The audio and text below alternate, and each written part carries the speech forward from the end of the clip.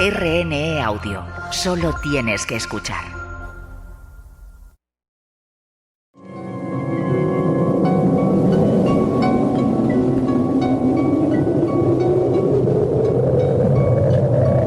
Solo cuando el túnel está en la más absoluta oscuridad es cuando puede volver otra vez la luz.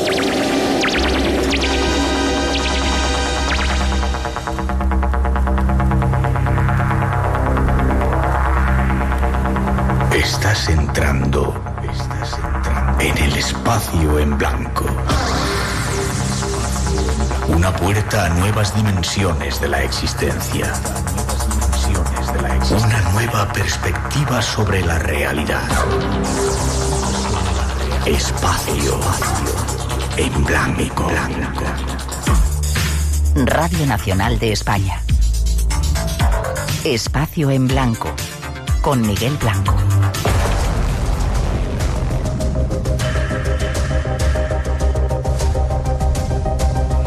Hola, bienvenidas, bienvenidos.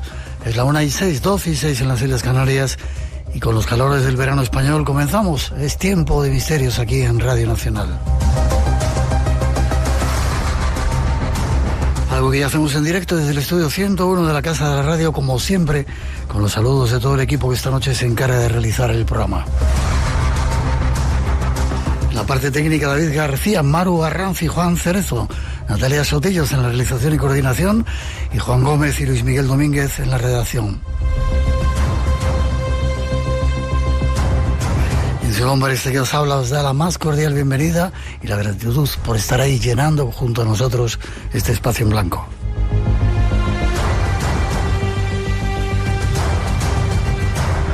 Y antes de comenzar, el deseo de que cesen esos incendios que están asolando nuestra tierra y el mundo. Ojalá no dejemos que desaparezcan nuestros bosques ni los del planeta, y tampoco nos olvidamos de los tambores de guerra de nuestro planeta, con el deseo, ojalá, de que llegue pronto la paz. No nos olvidamos tampoco de la gente de Venezuela, ¿cómo no? Tenemos forma de comunicar con todos vosotros. Déjate caer en nuestras redes. eBlanco Radio, RNE, por WhatsApp 633 50 50 11 y en el mail espacioenblanco@rtve.es. Redes abiertas y dispuestas a vuestra participación, que como siempre controlan Ramón Álvarez y Antonio Baena. Y antes de comenzar, volvió a salir otra vez un EGM y dicen que en Canarias no nos escucha nadie. Y fue curioso porque llenamos el Teatro Leal de la Laguna, igual eran espíritus los que estaban allí, porque si no nos escuchan. Un misterio más, y para hoy esto es lo que os hemos preparado.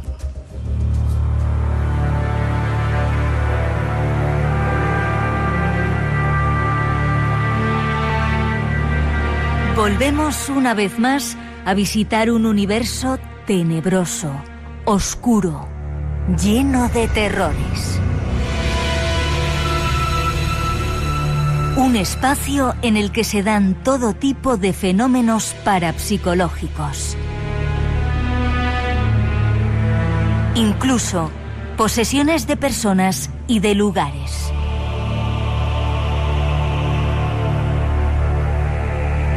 Y para conocerlo algo más hoy, contamos con la presencia de un científico que lo investiga. Junto a él viajaremos por las fronteras del más allá, a la búsqueda de explicaciones. Será la primera parada en nuestro viaje de hoy. Seguirán otros compañeros que se unirán a nosotros solo con una intención: llenar este espacio en blanco para todas vosotras y todos vosotros. Comenzamos.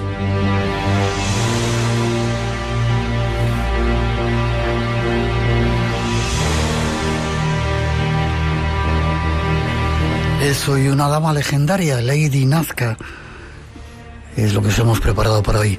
Y ya solo nos queda saludar a nuestro primer invitado aquí en el estudio, el doctor Alex Escolá Gascón. Buenas noches. Muy buenas noches. ¿Cómo estás, Alex? Pues la verdad contento de poder compartir contigo este espacio y con todos los oyentes. Te presento. Pues hay que repasar tu currículum. Matemático, psicólogo, profesor universitario. ¿De qué? ¿Das clases? Yo de clases de estadística aplicada, de medición. De hecho, esa es mi especialidad, el cómo medimos las cosas. Sí. Has estado codirigido varios proyectos científicos internacionales, entre ellos un programa oficial de la Unión Europea sobre los derechos, libertad de creencias y conciencia. Justamente. Y veo que llevas, te lo puedo preguntar, una cruz ahí colgada. Sí. ¿Eres religioso? Concepcionista, sí. ¿Qué es eso de concepcionista, perdón? Bueno, pues justamente hermanos e hijos de Santa Carmen Sayés, que es la fundadora de esta congregación y justamente pues quien nos ha inspirado pues para hacer las obras de enseñanza y de investigación que estamos llevando a cabo. Te decía que tienes pinta de monje, de esos antiguos. De esos antiguos. No eres el primero que me lo dice. Sí. Ya has escrito un libro, te habrás quedado a gusto, te lo he dicho antes, Las fronteras de lo posible. ¿Cómo le da a un científico como tú escribir un libro como este? Pues la verdad, con mucho sentido de la misión y buscando aportar cultura, que la gente aprenda, que se pueda llevar algo de valor y no solamente pues entretenimiento y palabrería. O sea, realmente la intención era marcar una distinción, no hacer ningún refrito de lo que ya existe, de lo que ya se ha hecho, sino marcar una forma de pensar y de entender los límites de la realidad. Hay mucha palabrería en este mundo nuestro, me estoy refiriendo ya al mundo del misterio. En el mundo en general, pero bueno, el mundo del misterio... Bueno, si en el mundo en general estamos sobresaturados de información, estamos ante una infodemia, ¿no? Tenemos ese exceso. El reto está en cómo lo convertimos en conocimiento. Pues dentro del misterio, pues no iba a ser distinto. También hay demasiada información y estamos rodeados de demasiado ruido, ¿no? Aquí hay que aprender a distinguir, pues justamente ese trigo, ¿no? De la paja, esa señal de lo que viene siendo pues un ruido blanco de fondo que no nos aporta orientación clara. ¿Te ha pasado alguna vez alguna cosa misteriosa? ¿Has vivido algún fenómeno extraño? He vivido fenómenos extraños, de hecho, yo creo que incluso suceden en la vida cotidiana.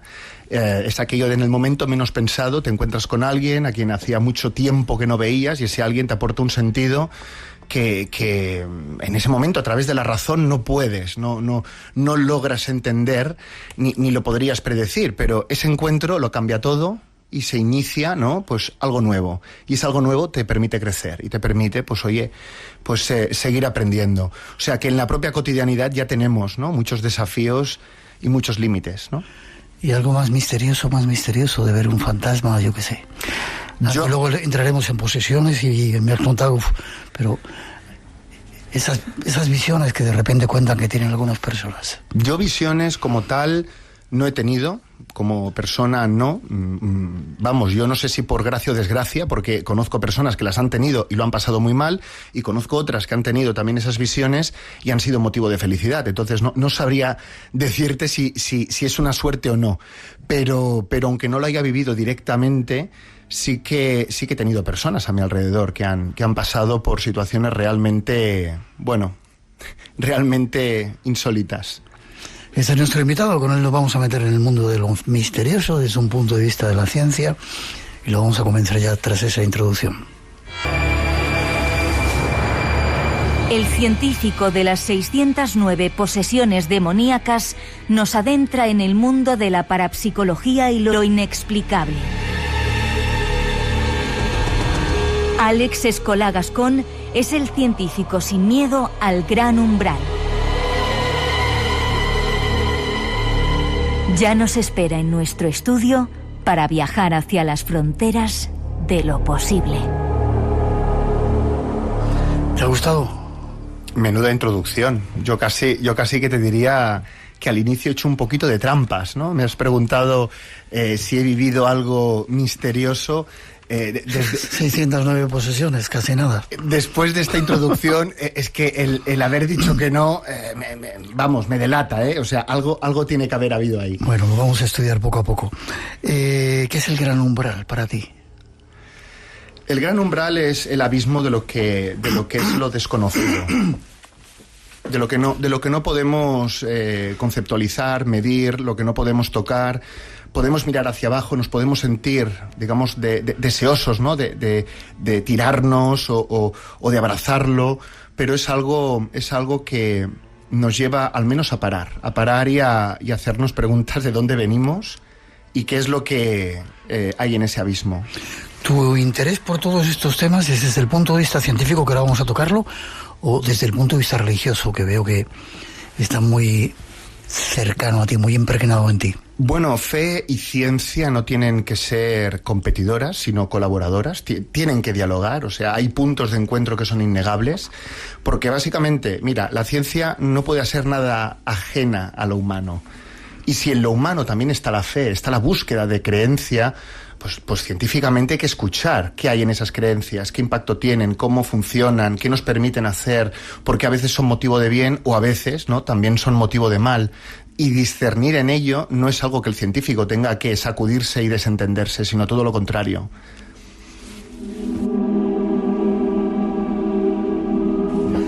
Vale.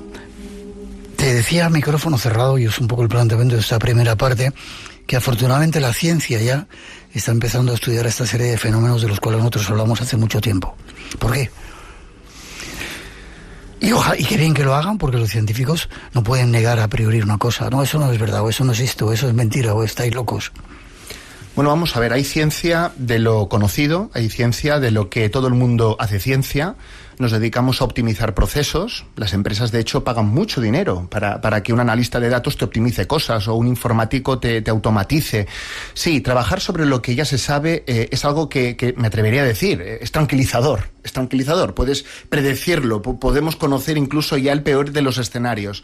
Ahora bien, la ciencia también tiene, para avanzar, que confrontarse con lo desconocido. Entonces, ese deber de confrontarnos con lo que no sabemos es, yo creo, que de alguna forma lo que se está ahora poniendo sobre la mesa, ¿no? ¿Y por qué se pone sobre la mesa? Pues porque, bueno, hay voces que ponen en narrativa y en relato experiencias cercanas a la muerte, experiencias extraordinarias, voces que ya llevan tiempo, ¿no? Llevan tiempo, pero es que al final, o desde el principio, lo que bien se inicia, bien queda. Entonces, alguien tiene que recopilar todo eso y decir, muy bien, ¿y qué hacemos? ¿Lo seguimos ignorando o quizás damos algún paso más allá, ¿no? O quizás nos atrevemos a abrir algún tipo de puerta? Bueno, yo creo que la ciencia está en ese punto de negociación consigo misma, de cómo abrazamos esto que es desconocido, anómalo, esto que también nos desafía y nos desborda. Porque mira, seamos creyentes o no, hay una realidad para quien investiga, y es que lo que ocurre en la realidad siempre desborda, digamos, los límites de nuestro conocimiento. Y por lo tanto, el conocimiento nunca es suficiente. Y por lo tanto, lo que desconocemos siempre es mucho más grande. Y te quedas tan tranquilo. No, yo no me quedo... Con lo que has dicho, digo. Bueno, no es improbable que mañana reciba alguna llamadita, ¿no? ¿Sí? Digamos, indiscreta. Sí. Vamos a ver, que un científico, que alguien dedicado pues a la academia esté hablando de ciertas cuestiones, las investigue, que publiquemos, que tenga su equipo de trabajo. Bueno, todo esto... Mira, lo decía en las redes sociales. Cuando alguno destaca, se acaba convirtiendo en el objetivo de alguien. Yeah. Esto es made in Spain. Yeah. Entonces, a mí me toca pasar por esto. Yo desde hace unos meses estoy destacando y no he elegido destacar, cuidado, pero estoy destacando. Espero que para bien. Y claro, no hay pastel para todos. Si mi porción, ¿no?, es motivo de que alguien pase hambre, pues ¿qué sucede? Pues que ese alguien pondrá su atención en mí y le molestaré. Yo me convierto en esa china en el zapato. La cuestión es, o generamos un sistema, ¿no?, que pueda absorber todo lo que genera, ¿no?, de ese excedente de graduados, que los podamos reincorporar en el mercado y que podamos seguir creciendo, o bien entonces pues es inevitable que se genere esto que estoy contando. Ya. ¿Todo se puede entender con la razón o hay cosas que escapan a la razón? Hay cosas que escapan a la razón. O sea, ¿quién es con todos mis respetos, el animal de bellota que dice que la razón lo puede todo? No, la razón es una fuente de conocimiento, pero no es la única, y no es una fuente excluyente de otras, porque la experiencia también es otra propia fuente, ¿no?, que puede ser sentida, puede ser comprobada, ¿no? Y luego también podríamos hablar de fuentes que incluso no son externas a nosotros y externas a nuestra propia naturaleza, ¿no? Podríamos hablar del conocimiento revelado, un conocimiento, pues bueno, que en términos cristianos pues sería el bíblico, Entonces, ese saber, esa fuente, tiene que ver contigo y conmigo, pero es algo que viene, ¿no?, de más arriba, es algo más elevado. Y justamente lo que algunos llaman mística también es esa fuente que nos permitiría conectar, ¿no?, con el conocimiento revelado. Por lo tanto, la razón, quien diga que la ciencia únicamente racional se equivoca. La ciencia no es únicamente racional. De hecho, planteamientos matemáticos pueden tener lógica. Por otra cosa es si tienen racionalismo, ¿no? O sea, son cosas distintas. Ya, qué bien que alguien así, un científico, diga esas cosas. Primeros datos, hay más cosas que queremos analizar esta noche con Alex Escolar Gascón. Tras esa introducción nos metemos en ello. Espacio en Blanco, con Miguel Blanco. El tiempo de misterios en Radio Nacional. La realidad, ¿no?, que se dan en la realidad. Por ejemplo, ¿toda la realidad es únicamente material? Pues cualquiera que te diga que sí se equivoca. Porque, por ejemplo, pues un fotón no tiene masa y, sin embargo, ningún físico te va a negar su existencia, ¿de acuerdo? Entonces, claro, dentro de cómo clasificamos lo que sucede en la realidad, pues uno de los posibles resúmenes yo lo he extraído pues de la filosofía tomista de Santo Tomás de Aquino. Es decir, una realidad natural es aquella realidad explicada, mecanizable, reproducible, tangible, medible. La ciencia ahí ha tenido muchísimo éxito, ¿no? Muchísimo éxito. Yo diría que nos hemos coronado. Pero no todo está dentro de lo tangible, no todo tiene esa especie de sustancia predecible, sino que hay más niveles. Otro nivel es el preternatural. El preternatural es un nivel intermedio, es en el que sucede lo inexplicado, pero no inexplicable, ¿no?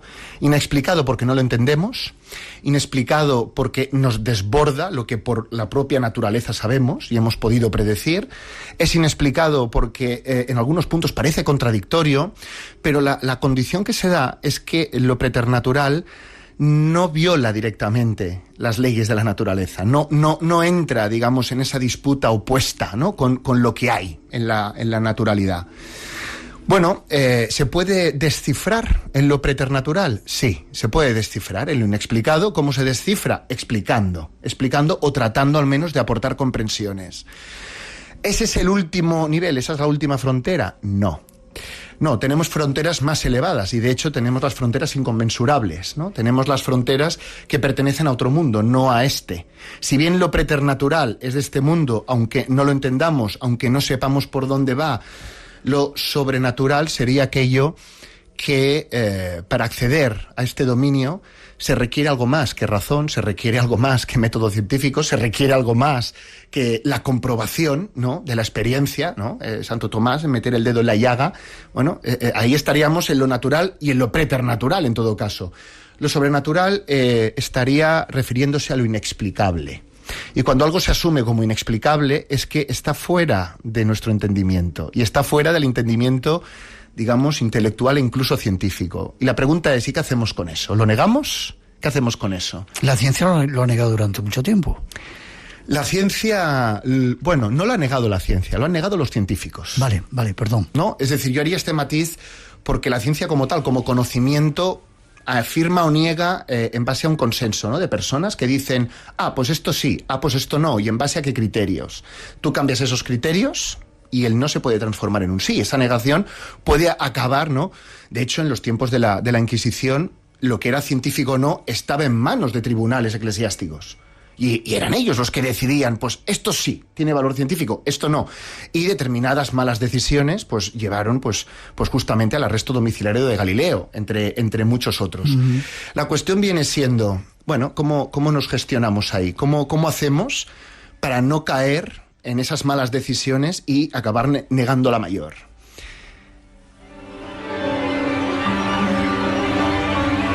Ponme un ejemplo, si quieres, de fenómenos preternaturales y sobrenaturales. Por ejemplo, un fenómeno preternatural podría ser el caso de una persona que a raíz de una determinada visión, de un determinado encuentro, pues en su cuerpo aparecen manchas, y esas manchas pues tienen formas geométricas muy concretas, muy concretas. No, sin entrar en detalles, pero esas manchas, bueno, pues inspiran a esa persona y en ellas ve ciertos mensajes. Bueno, lo preternatural, ¿dónde estaría? Por un lado, en lo inexplicado de qué relación tiene, ¿no? Una exposición, una visión, un encuentro, una experiencia extraordinaria con que, ¿no? A nivel corporal se haya materializado. Ahora bien, la materialización en sí no contradice esas leyes naturales, ¿no? Si se ha materializado es porque justamente ha habido una superficie sobre la cual se ha podido reproducir esa mancha, ¿vale? Ahora, claro, ¿y qué significa? ¿Y por qué en el lugar? ¿Y por qué con la precisión en la que se ha formado? Ahí es donde entra, por ejemplo, una evaluación médica que en algunos casos dirá, pues mira, sí, el origen de tal mancha pues es de un hongo, es de una infección, es de tal.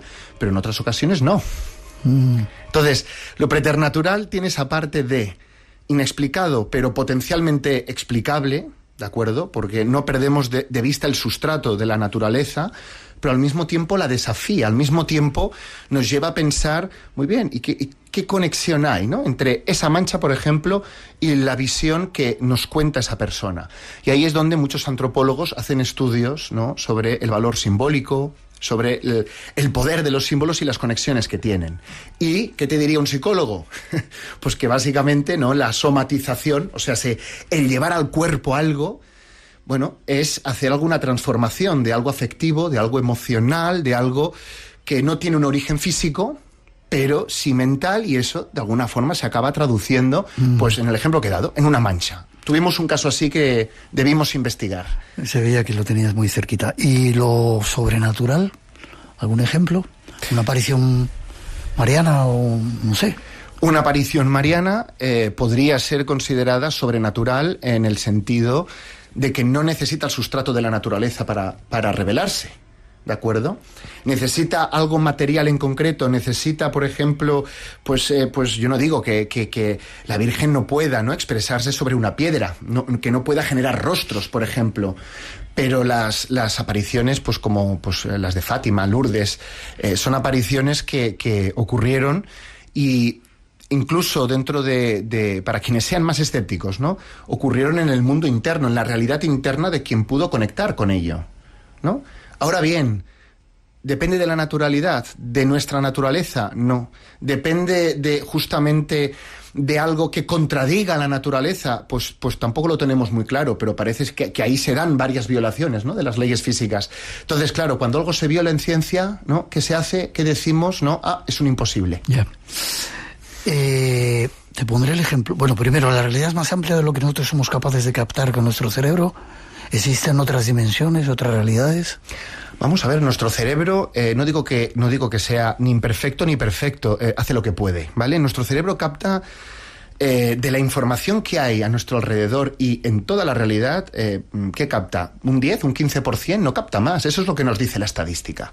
Por lo tanto, nos estamos dejando mucha información fuera. ¿Y eso qué implicaciones tiene? Pues que a veces, cuando estamos teniendo un pensamiento concreto y le damos vueltas a esa idea y le damos vueltas y nos rayamos, ¿no? Nos rayamos, que ahora se dice así, ¿no? Sí. Mis alumnos dicen, no te rayes. Bueno, en realidad ese pensamiento, ¿qué poder tiene? Pues estadísticamente yo te diría, es que fuera de ese 10% no tiene poder. Porque si está fuera del 10%, entonces de poco te va a servir.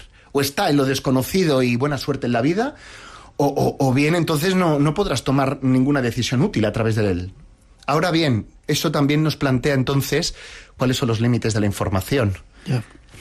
Te pongo un ejemplo claro. No sé si conoces, supongo que sí, claro. El fenómeno de las caras de Belmez. Sí, claro. Que ha sido uno de los más importantes. Sí, sí. ¿Eso qué es? ¿Algo preternatural, sobrenatural? ¿Hay alguna explicación?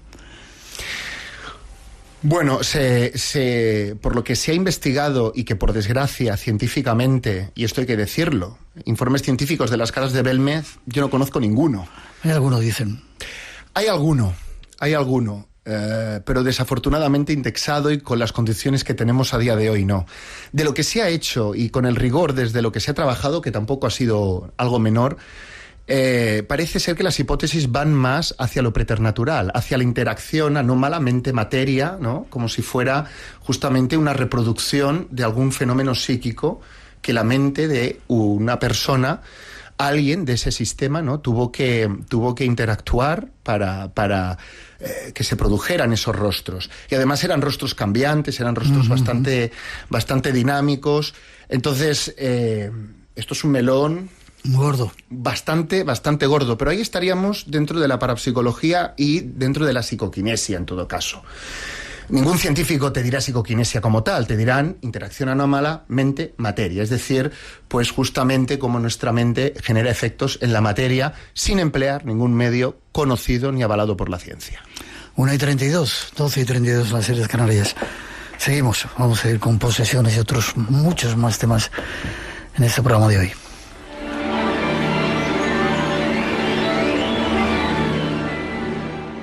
Radio Nacional de España, la radio por delante. ¿Quieres formarte en el sector audiovisual sin renunciar a tu trabajo o a tu ritmo de vida? El ciclo superior de producción de audiovisuales y espectáculos en modalidad semipresencial de RTV Instituto te ofrece la flexibilidad que necesitas. Combina formación online con presencial en Madrid. Prepárate para trabajar en televisión, radio, cine y espectáculos. Tienes toda la información en rtv.es/instituto. Apúntate. Aquel verano iba a conocer a mi abuela. ¿Has cumplido los 60? Es el momento de sacar a la escritora o el escritor que llevas dentro. Comedes era inventor y trabajó mucho. Radio Nacional de España y la Fundación La Caixa convocan el concurso de relatos, microrrelatos y podcast creados por personas de 60 o más. Las obras ganadoras serán adaptadas para su emisión en Radio Nacional de España. Consulta las bases en rtve.es y envía tus obras antes del 23 de julio.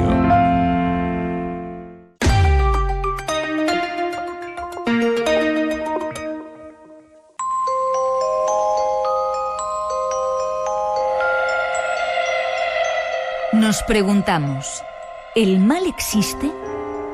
¿Existen las posesiones de personas, de lugares?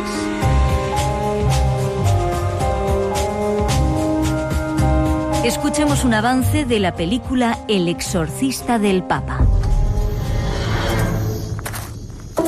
Padre Gabriele Amort. En la noche del 4 de junio, realizó usted un exorcismo. Eso no fue un exorcismo.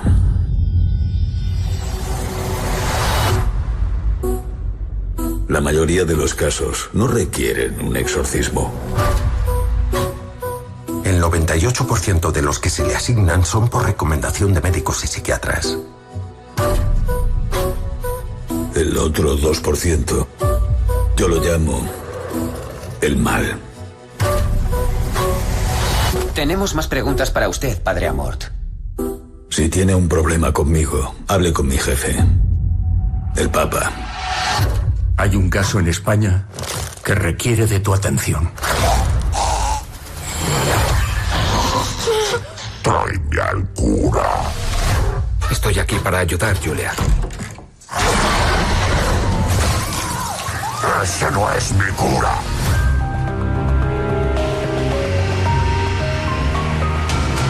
El exorcista del Papa captaba retazos de la vida del Padre Amort, el exorcista del Vaticano. Junto a nuestro invitado trataremos de conocer algo más de su vida y de este terrorífico asunto.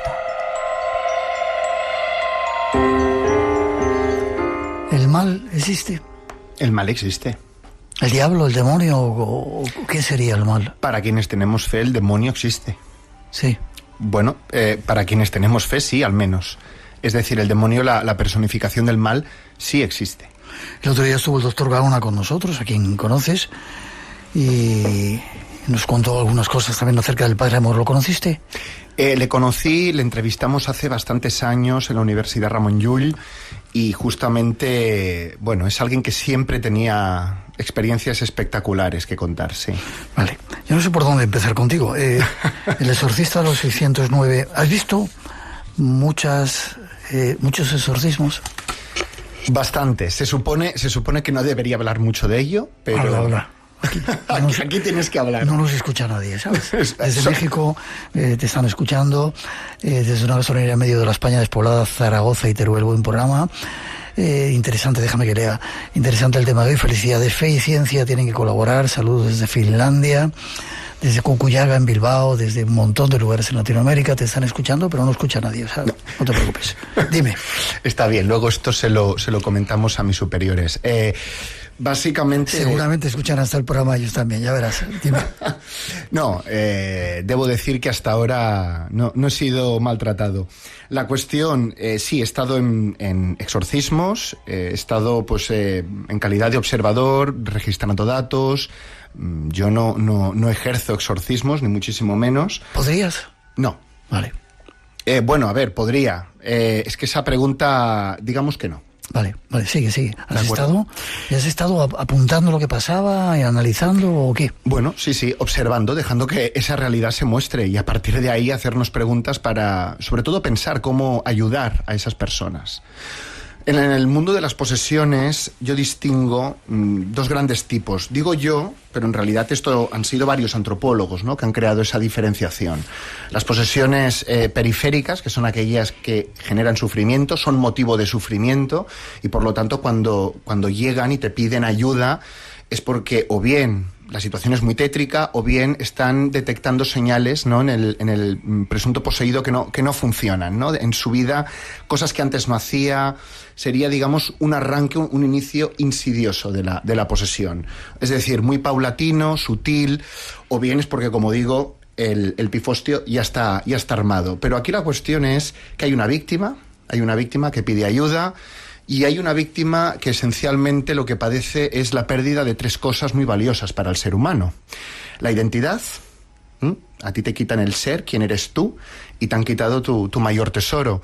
Por otro lado, la voluntad relativa o, digamos, también equiparable al control, ¿de acuerdo? Y luego la capacidad de sentir y acordarte. En los trances de posesión, muchos poseídos o no recuerdan qué ha ocurrido durante ese episodio, o bien, si lo recuerdan como si no fueran ellos, se recuerdan viéndose, ¿no?, desde fuera, desde una experiencia extracorporal. Entonces, se da una situación de pérdida, pero ante esa pérdida, digamos, no es una buena noticia, pero hay algo que queda reemplazado. La identidad no solamente se pierde, sino que se reemplaza por una nueva estructura de la personalidad. Y digo estructura de la personalidad, algunos me dicen, pero ¿no es una entidad? Eso te voy a preguntar, ¿qué o quién posee? Si está dentro de nuestra mente, es un ente. Por lo menos es un ente, ¿no? Y si es un ente, puede tener esa vida propia. Si es entidad, entonces es que no solamente está dentro de nuestra mente, sino que también se proyecta fuera, se materializa fuera o tiene algún tipo de... Por lo tanto... esto es un debate. ¿Podríamos hablar de entidades? Sí. Lo más prudente, yo preferiría al menos nuevos seres o nuevas estructuras de la personalidad. Es decir, manifestaciones de ese individuo que antes ni eran conocidas, ni eran predecibles y son bastante, digamos, tétricas, o sea, son bastante llamativas, es algo que no te deja indiferente. Eso contrasta con lo que son las posesiones centrales. Fuera de micros, antes te comentaba, ¿no?, que el chamanismo tiene mucho que ver con el fenómeno de la posesión. ¿Todas las posesiones son motivo de sufrimiento? No. Justamente en determinadas culturas, en entornos muy concretos, ¿no?, en comunidades, por ejemplo, de aborígenes, la figura del oráculo, de esa persona que utiliza su cuerpo como canal, ¿no?, como canal de información, o sea, se desprende de quién es, ¿no?, y accede a través de él algo superior, o ellos creen que es superior.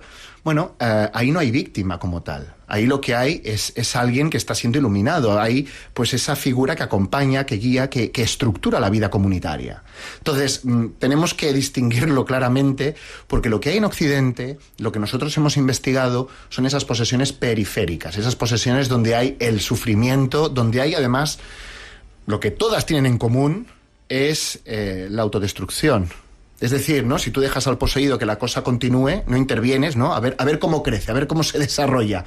Bueno, tú pillas un virus de un resfriado y lo dejas que se desarrolle y al cabo de unos días ya no estás resfriado, ¿cierto? Bueno, aquí en la posesión diríamos que el final puede ser y es la propia muerte. Física del cuerpo, psicológica, espiritual, y por lo tanto la necesidad de cómo intervenir es esencial. ¿Y qué es lo que poseen esas posesiones negativas? ¿El diablo? ¿Qué es? ¿El mal? Una de las hipótesis es el diablo. Son fuentes, digamos, malignas, demoníacas. Desde la tradición cristiana se concibe de esta manera. ¿Por qué se concibe de esta manera? Yo no soy teólogo, pero el resumen es que básicamente cielo, tierra, infierno no son estados, digamos, independientes entre sí, sino que en determinados puntos convergen y se encuentran. Parte del cielo está aquí, parte del cielo lo estamos construyendo entre todos aquí en la tierra, pero también parte de ese infierno. Entonces, en esas idas y venidas, en esos encuentros, como digo, pueden ser encuentros naturales, vuelvo otra vez a esos 3 niveles, naturales, preternaturales, o, para quienes tenemos fe, pueden ser sobrenaturales, ¿no? Y ahí es donde entraría la hipótesis del mal. Y el mal lo que busca es justamente la extinción, ¿no?, del individuo. ¿Qué has visto cuando estabas en esos rituales, en esos exorcismos con supuestos poseídos? ¿Qué fenómenos has visto? Bueno, he visto sobre todo contorsiones físicas, exaltaciones motoras muy exageradas, movimientos físicos que esa persona, fuera de ese episodio, pues tú dices, es que si la doblo la rompo como un azulejo, ¿vale? Pero justamente durante el trance tienen esa flexibilidad, la pueden aplicar, no se lesionan, esto también es bastante sugerente, no se lesionan, y si se lesionan, pues es algo bastante menor.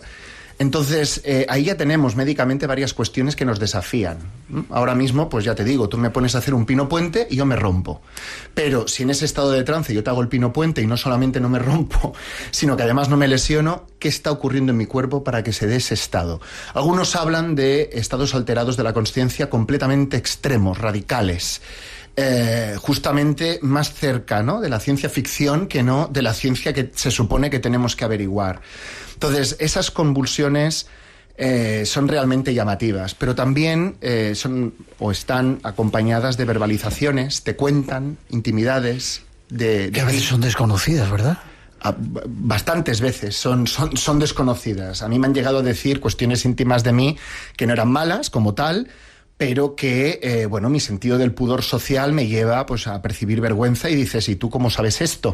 O sea, no conocía, ¿no?, a esa persona, nadie se supone le podría ni tenía, ¿no?, que darle información alguna de mí, y cómo lo sabía.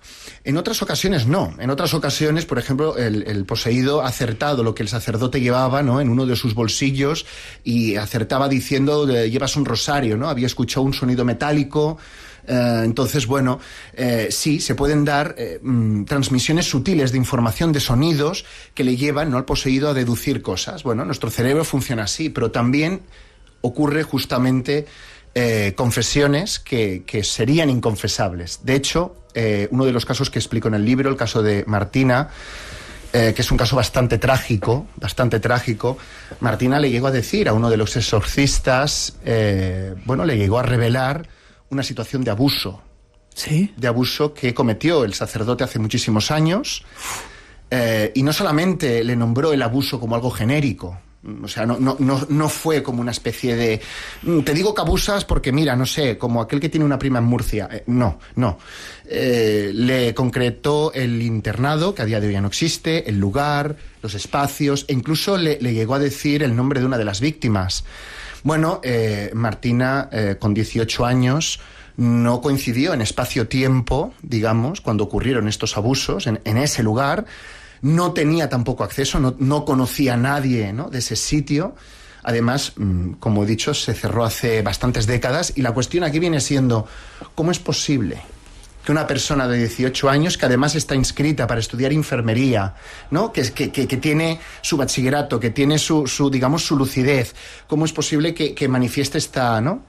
Bueno, no voy a contar el final, pero sí déjame que cuente, justamente en este caso, que este sacerdote entró en shock y al cabo de unos días, una semana, murió de una parada cardiorrespiratoria.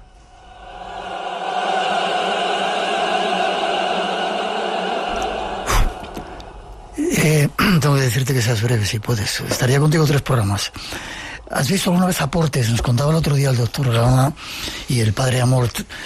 Tuvimos un cortecito que, bueno, cadenas, montones de cosas que salían de los supuestos poseídos. ¿Lo has visto? Verlo como tal, vamos a ver.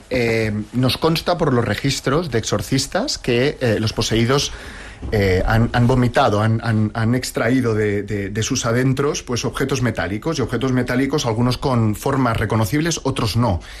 Eso está. De hecho, el padre Amort llevó a Cuarto Milenio un platito con clavos y que no dejó indiferente a nadie, ¿no? Porque una de dos, o dices que eso es falso, muy bien, pues si es falso, pues yo te diría, sé feliz, pero si dices que no es falso, te enfrentas al problema de... ¿Cómo se explica eso? Yo no he visto cómo nadie sacaba nada de su boca. Sí que tuvimos un caso de aportes de una mujer que se le materializaban objetos de plata. Entre uno de esos objetos era un tenedor de plata que nos lo trajo a consulta, y justamente desde su pánico, desde su miedo a que la tratásemos de loca, ¿no? Como que tenía miedo a que no la creyéramos. Entonces, bueno... Yo me quedé con ese tenedor de plata, y de hecho, bueno, fue objeto de investigaciones posteriores. Supimos pues que pertenecía a un juego de una cubertería. Es que lo que voy a decir es como, vamos a ver, ¿no? Cualquiera dirá, este se ha tomado aquí alguna dosis de algo. No me... Solo tomamos agua aquí, perdón. Efectivamente. Lo matizo, sí.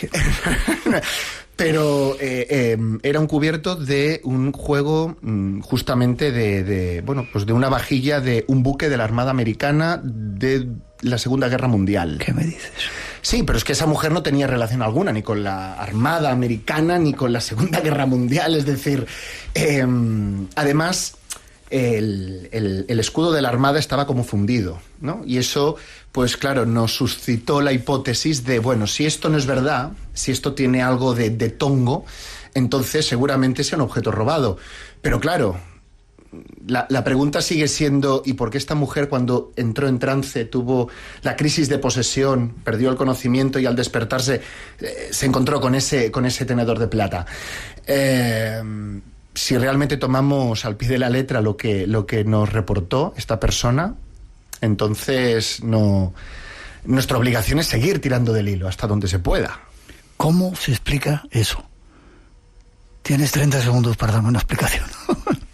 No hay explicación posible que se pueda dar en 30 segundos, pero sí te puedo decir que las materializaciones... No me refiero solamente a las materializaciones, sino en general al fenómeno de la posesión. Es decir, ¿es el diablo, es el mal que entra ahí?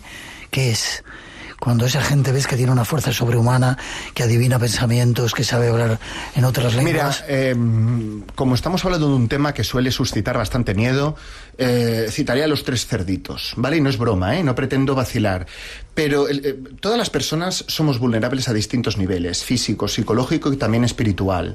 Y cuando nos exponemos ante determinados estímulos, ante determinados símbolos, ante determinadas actividades, algo ocurre dentro de nosotros a nivel físico, psicológico y también espiritual. Entonces, en los 3 cerditos esto es muy explícito en el sentido de que, bueno, el cerdito de la casa de paja, ¿quién es el mal? El lobo, sopla. ¿Qué pasa con la casa de paja? Se desmonta. Lo mismo con la de madera, ¿no? La única que aguanta, ¿no?, en el cuento es la de ladrillos. Justamente estas casas representan nuestro interior, nuestra fortaleza también psíquica. Y aquí la cuestión es qué es lo que, si no permitimos entrar dentro de nosotros, ¿hasta dónde somos permeables? Luego te lo preguntaré si hay soluciones. Déjame que pongamos la última parte que tenemos preparada, ¿sabes? Porque me está suscitando millones de preguntas. 1:51, 12:51 en las Islas Canarias. Hay un tema más que nos gustaría tocar, aunque sea así de pasada, con nuestro invitado. En Radio Nacional tenemos las noches más llenas de misterio de la radio. Adelante, disfrútalas. Estás en Espacio en Blanco, con Miguel Blanco, en Radio Nacional de España.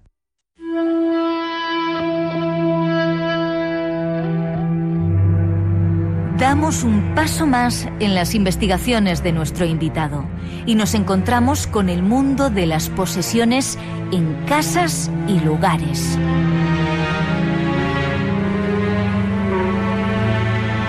En América existe un enclave conocido como la Casa Winchester.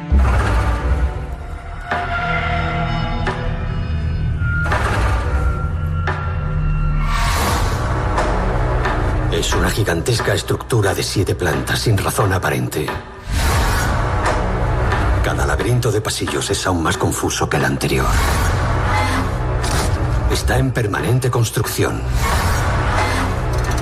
Se construye por orden de una viuda de luto. ¿Cree usted en los fantasmas, doctor? Yo no creo en nada que no pueda ver o estudiar. Lo noto.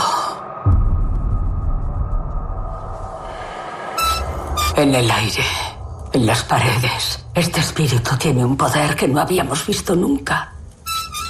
Y nos ha encontrado.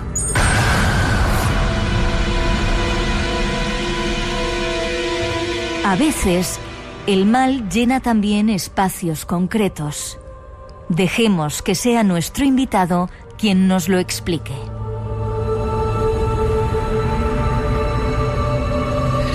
¿Cree usted en los fantasmas, doctor?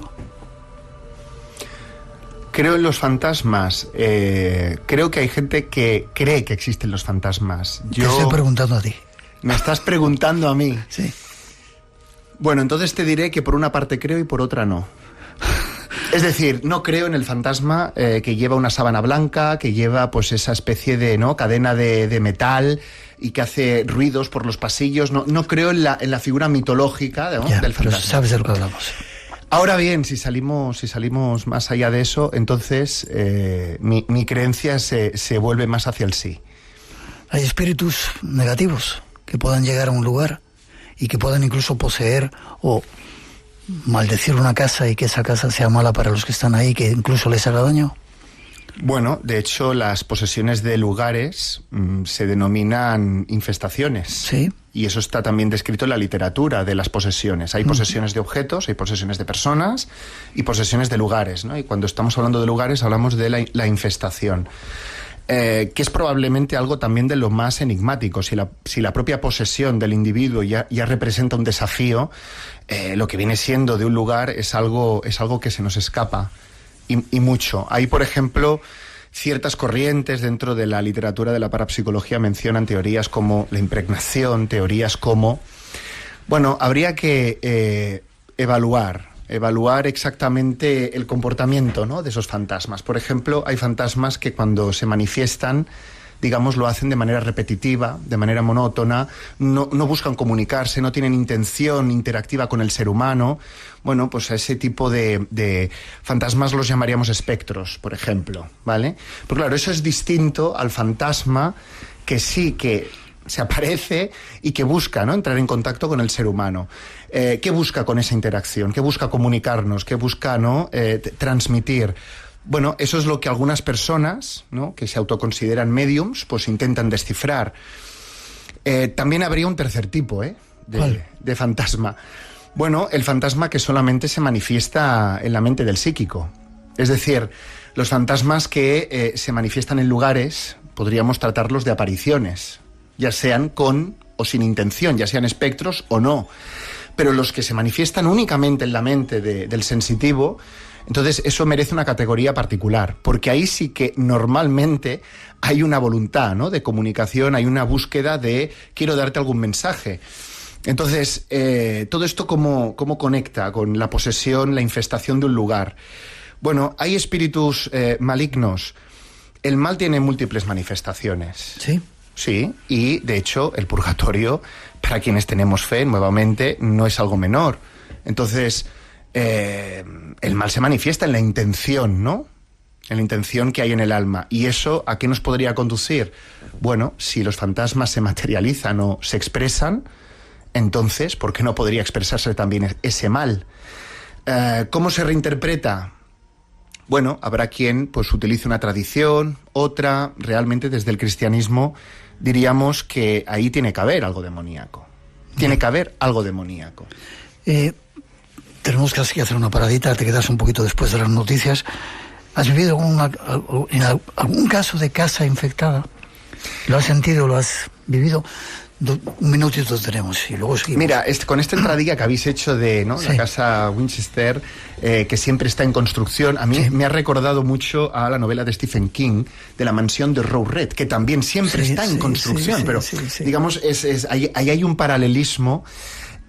Yo no me he encontrado con ninguna casa que esté en permanente construcción. Algunos dicen es que cada día las ventanas son distintas, ¿no? Las de esta casa, contamos 13, otras habitaciones, pues lo mismo, distintas cantidades. Yo no me he visto en esa tesitura. Alguna casa donde la gente esté sintiendo que se abren puertas, que aparecen cosas, que hay manchas, que hay algo que las está persiguiendo por la noche.